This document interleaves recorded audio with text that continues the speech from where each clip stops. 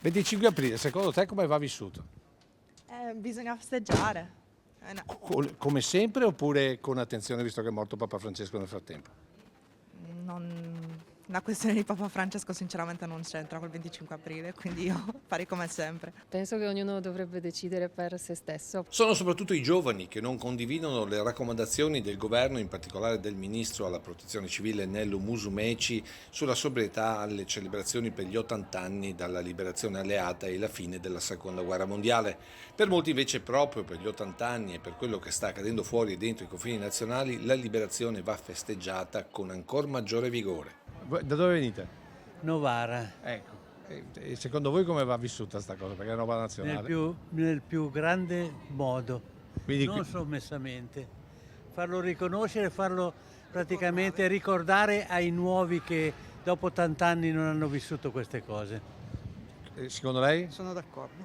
Quindi il governo insomma Dovrebbe essere un po' più presente, in genere, rispetto agli altri anni almeno. Ma il sentimento più diffuso in una Treviso già tricolore è perché tutto si svolga nella consuetudine. Come al solito, bene. Ecco.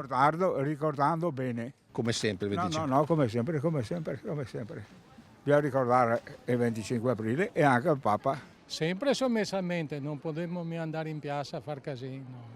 Quindi lei è d'accordo solo col ministro? Oh, ma non sei il ministro, è una normalità. Immancabile anche chi il 25 aprile festeggia la Serenissima.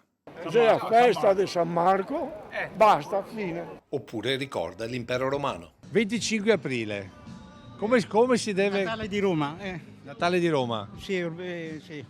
Ah, Festeggia a Roma, Ma senta, il governo dice che invece l'80° dell'anniversario della liberazione va vissuto sommessamente. Secondo lei invece come va vissuto questo 80° anniversario? Come sempre, normale, né alti né bassi, normale, gradualmente, senza esaltazioni. Come si dice a Roma, insomma.